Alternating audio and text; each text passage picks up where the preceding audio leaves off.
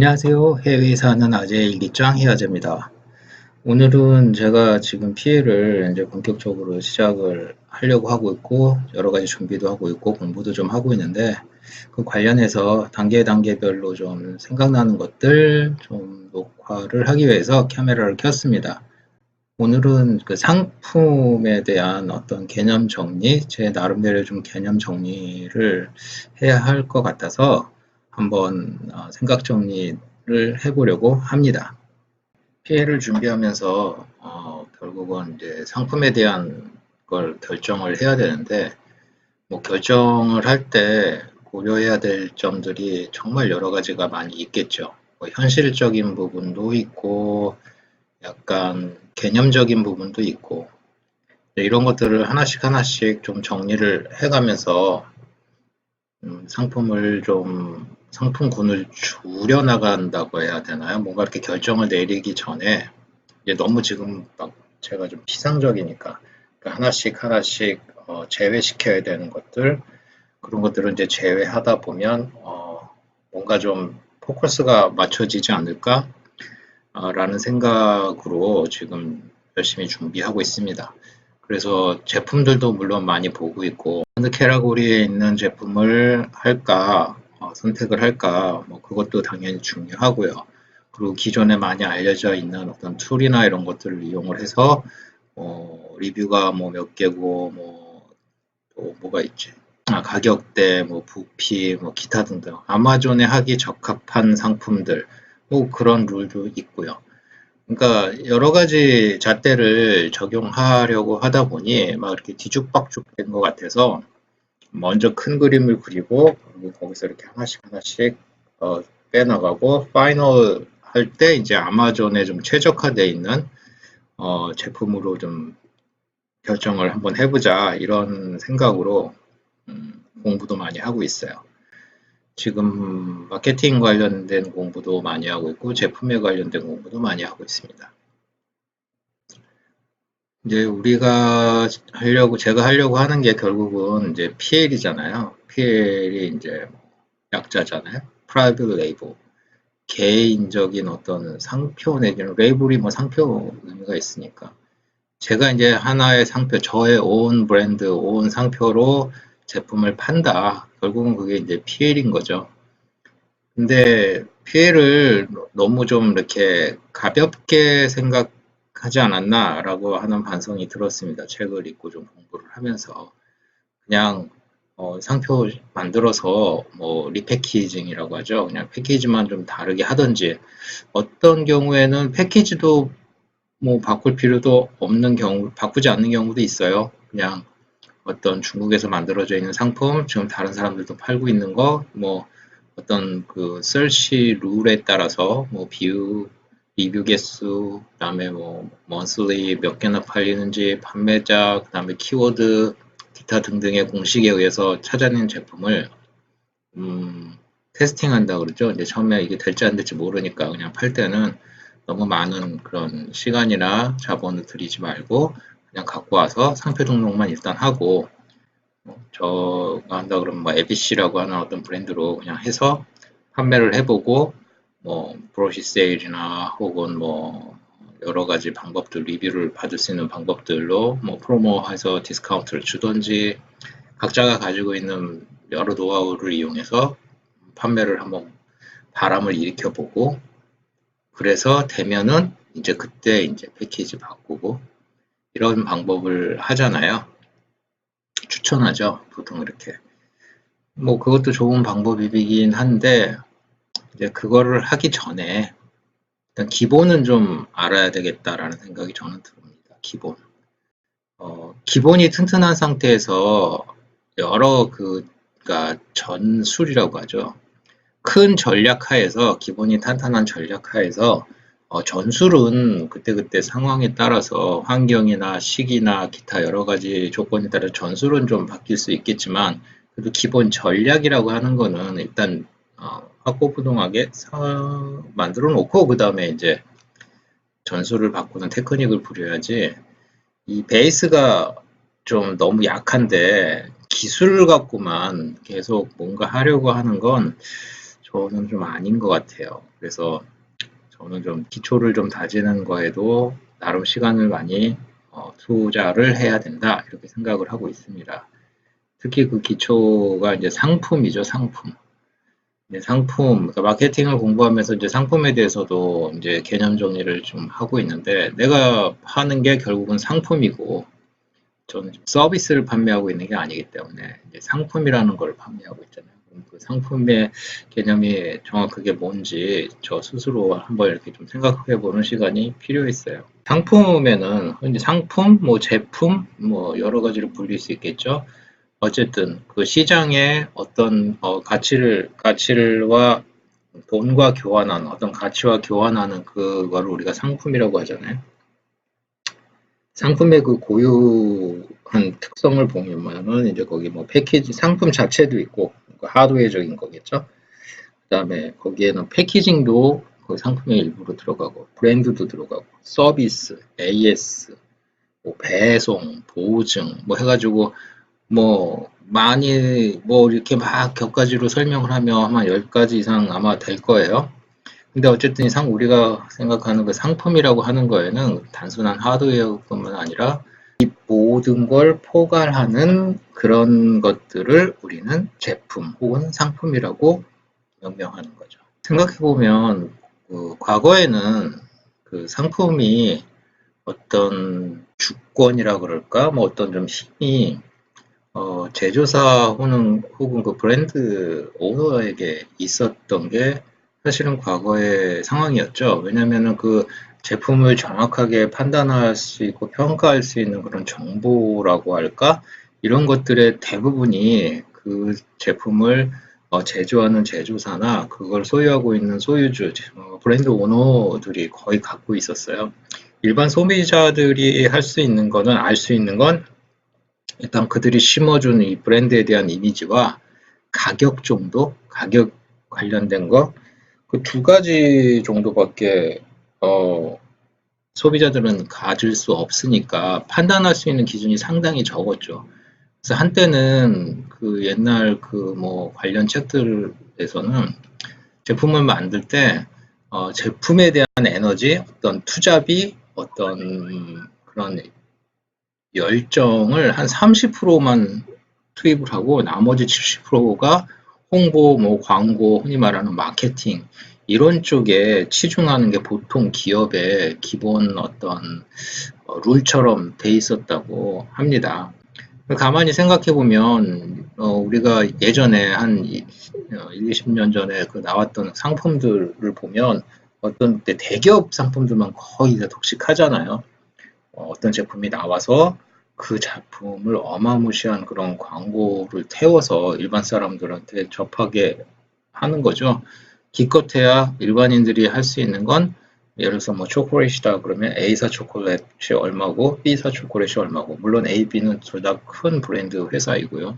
그때 가격이나 혹은 어떤 광고를 어떤 식으로 타겟팅을 어떻게 했느냐 젊은 층으로 했느냐 아니면 중장년층으로 했느냐 뭐 여자로 했느냐 남자로 했느냐 이런 그 기업의 목표에 따라서 마케팅을 하고 광고를 하면 그 정보를 듣고 소비자들은 그 선에서 이제 선택을 했던 거죠. 뭐 맥주도 마찬가지고 술 종류도. 하지만 지금은 더 이상 그렇지 않죠. 이제 소셜 미디어나 혹은 이 모바일이 발전을 하면서 정보가 예전에 비해서 상당히 많이 오픈이 돼 있어요. 뭐 술을 만드는 과정, 그 술에 어떤 재료가 들어가는지, 유통은 어떻게 되는지, 그거에 따라서 정보가 많아지니까 같은 제품을 구매하는 소비자층이 점점 다양해지는 거잖아요. 쉽게 말하면 예전에는 맥주다 그러면 뭐 그 큰 제조회사에서 맥주를 만들어서 중간 유통업자 또 유통업자 몇 군데 거쳐서 마지막에 그 엔드까지 가려면 일반 마켓 같은 데 뿌려서 소비자들이 직접 사서 먹든가 아니면 뭐 업소들의 물건을 뿌려서 그 식당에 가서 어떤 한정된 그런 제품을 선택해서 마시든가 뭐 그게 전부였잖아요. 그러다 보니까 제조사는 제품을 그냥 노멀하게 만들어서 그 유통망과 그다음에 일반 소비자들에게 어떻게 각인을 시켜야 될지 그 광고와 이런 것들에 엄청난 에너지와 비용을 들였던 거죠. 그래서 제품이 30이고 마케팅 홍보가 70이라는 그런 수치가 나오게 된 거죠. 근데 지금은 이제 그게 점점 바뀌고 있다. 물론 그 큰 맥락이 아직 완전히 뭐 뒤집히진 않았는데 지금은 이제 소셜 미디어라고 하는 그리고 그 인터넷이라고 하는 모바일이라고 하는 그런 엄청난 그 새로운 매체가 들어오면서 일반인들이 아는 게 너무 많아진 거예요. 그래서 제품의 원가부터 시작해서 제조 과정, 원료, 유통 과정, 기타 등등이 많아지니까 어떤 누군가는 그 마켓에서 사는 게 아니고 그 앞단계 내가 좀 양을 많이 소비해야 된다고 하는 그런 상황이다 그러면 그 앞단계 한 단계 유통기관에 한 단계 앞만 들어가서 구매를 해도 훨씬 가격적인 이익이 많다라는 걸 알게 된 소비자들은 또 그쪽으로 이제 구입을 하게 되겠죠. 그리고 재료도 마찬가지죠. 재료도 공장에서 막 찍어내서 선택의 여지가 없는 그런 퍼센테이지의 알코올류로 맥주를 뭐 소비자들이 선택할 수 없었다면 지금은 수제 맥주 같은 거, 그다음에 각 지역 맥주, 어떤 뭐 재료나 이런 것들도 다양하고 또 알코올 도수도 다양하고 그다음에 패키지, 그 병의 어떤 디자인 그리고 그 디자인이 됐던 그 제품이 됐던 어떤 사연과 어떤 그 히스토리를 입힌 술들이 많이 나오잖아요. 특산물 같은 경우는 그 지역의 특산, 지역적인 것들을 할 거고 약간 성분에 관련된 것에서는 어떤 뭐 동아리나 혹은 어떤 지역 모임에서 이런 기능을 성능을 가미시킨 우리 어떤 맥주다 이렇게 해갖고 입소문을 통해서 팔리기도 하고요. 물론 그 양이 한 제품의 양이 아직도 큰 대기업에서 파는 양과 비교하면은 뭐 당연히 비교거리도 안 되지만 만약에 기존의 그 제조사 엄청 큰 자이언트급의 그 제조사에서 만든 그 것밖에 없을 때에 비하면 이제 조금씩 생겨나고 있다라는 거. 그게 이제 변화하고 있다라는 거잖아요. 사실 아마존도 어떻게 보면 그런 개념, 우리가 하려고 하는 PL도 좀 그런 개념으로 접근을 해 들어가야 되지 않을까 싶어요. 어, PL 하면서 뭐 스마트폰 갖고 PL 안 하잖아요. 뭐 랩탑, 뭐 PL 이런 거 없잖아요. 일반 소비자들이 약간 기존 상품에서 그 얻지 못하는 그 니즈를 채워줄 수 있는 부분. 하지만 그거를 채워주기 위해서 스마트폰 쓰면서 답답해하는 사람들이 있는데 이게 다 직사각형이니까 답답해. 난 동그란 거 스마트폰을 원해. 있으면 좋겠어라고 하는 소수의 여기서 말하는 거는 퍼센트 상으로는 소수지만 전체 스마트폰 사용자의 한 0.1%만 그런 니즈가 있다면 난 그런 상품이 있으면 나는 살 거야. 동그란 스마트폰을 살 거야. 라고 하는 니즈가 있다면 그거를 채워주는 게 원칙적으로는 맞죠. 그거를 채워줄 수 있는 걸 하는 게 PL의 의미가 맞죠. 하지만 현실적인 부분에 있어서는 그 외관을 바꾸고 그다음에 그 기술적인 로열티 부분부터 시작해서 그 다양한 것들을 일반 그 PL을 생각하고 있는 우리 같은 셀러들이 넘지 못할 벽이기 때문에 그런 부분들은 제하는 거고 예를 들어서 뭐 목욕타월이나 혹은 뭐 가정용 뭐 수세미, 뭐 화장실 변기 청소하는 그런 툴들 이런 것들은 만약에 내가 어떤 제품에 관심이 계속 가지고 많이 사용을 해봤는데 이런 게 되게 불편하더라. 그래서 요 손잡이가 막 그 예를 들어 화장실 청소하는 그 브러쉬 같은 경우 갑자기 생각난 건데 거기 손잡이 부분에 이제 플라스틱으로 돼 있잖아요. 근데 이제 이 화장실만 청소하는 게 아니고 다른 거 뭐 세면대도 닦고 뭐 거울도 닦고 하다 보면 손에 이제 비누 같은 게 좀 묻어 있고 물기가 묻어 있는 상태에서 이 브러쉬 폼을 잡으면 좀 미끌미끌 할 거 아니에요. 그럼 거기에 고무 마킹 같은 게 돼 있으면 훨씬 더 좀 좋겠죠. 물론 이게 아주 획기적이거나 뭐 신문에 날 정도의 아이디어는 아니지만 적어도 피해를 준비하는 입장이라면 그런 생각은 하면서 피해를 준비해야 되지 않을까. 거기에도 물론 현실적인 문제가 적용됩니다.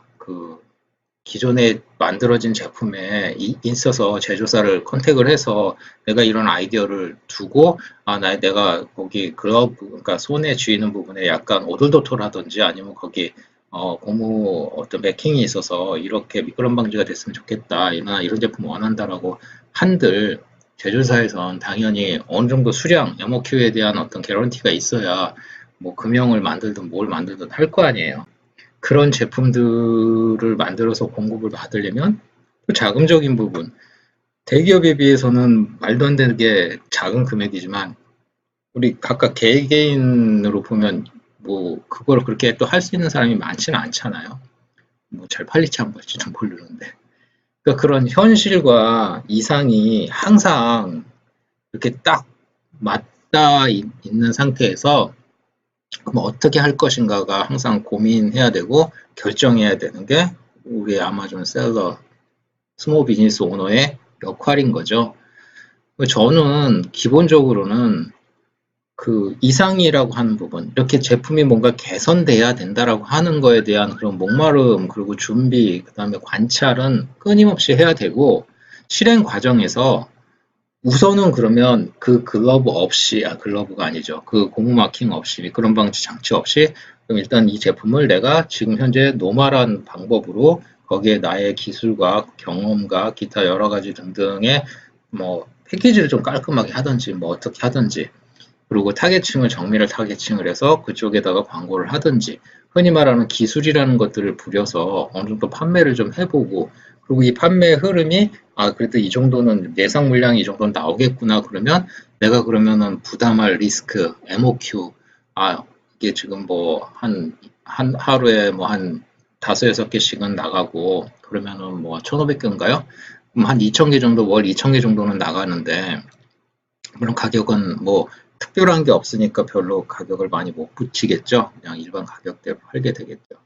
그렇게 팔게 되는데 이거를 내가 2,000개라고 하는 그 데이터 모든 건데 데이터 기준으로 해야 되니까 이 정도 제품도 한 달에 한 1,500개에서 한 2,000개가 나간다면 여기에 고무 미끄럼 방지 장치를 한 걸 하면 소비자들은 어떻게 반응할까라는 걸 조사를 하고 나름 거기서 적어도 이런 기능이 들어가서 뭐 금액이 더블이 되지 않고 더블이 아니라 뭐 하나에 뭐 10불에 팔리는데 나는 이 기능을 넣고 11불에 팔지 혹은 그냥 이 기능이 들어갔음에도 불구하고 나는 그냥 10불에 팔아서 기존 경쟁자들하고 싸워서 양을 더 늘리겠다 뭐 이런 전술로 하든지 뭐 그런 개념으로 가면 그 전에 앞에 알아보고 준비했을 때 MOQ가 뭐 한 2만 개다 혹은 3만 개다 그러면은 뭐 1년치잖아요 1년치 뭐 이것도 뭐 각자의 그 재정 상태나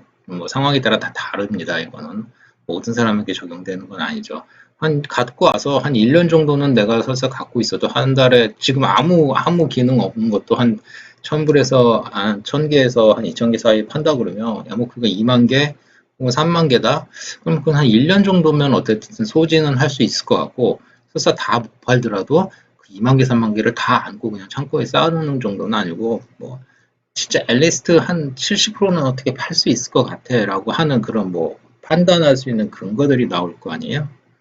바로 이게 그 피해를 준비해야 되는 어떤 스텝이 아닌가 저는 그렇게 생각합니다. 제품에 집중하자. 그러니까 마케팅 기술, 그 다음에 뭐 어떻게 하면 더 타겟팅을 잘 할 것인가, 키워드를 어떻게 하면 잘 뽑아낼 것인가, 이런 기술들은 계속 연마를 해야 되고, 기술은 또 그때그때 또 바뀌어요. 기술이 영원히 가지 않잖아요. 유행 따라 유행이 바뀌듯 기술도 바뀝니다. 하지만 기본 전략, 그리고 기본 베이스는 저는 안 바뀐다고 생각해요. 뭐 아예 안 바뀌진 않겠지만, 그렇게 쉽게 바뀌는 게 아니죠.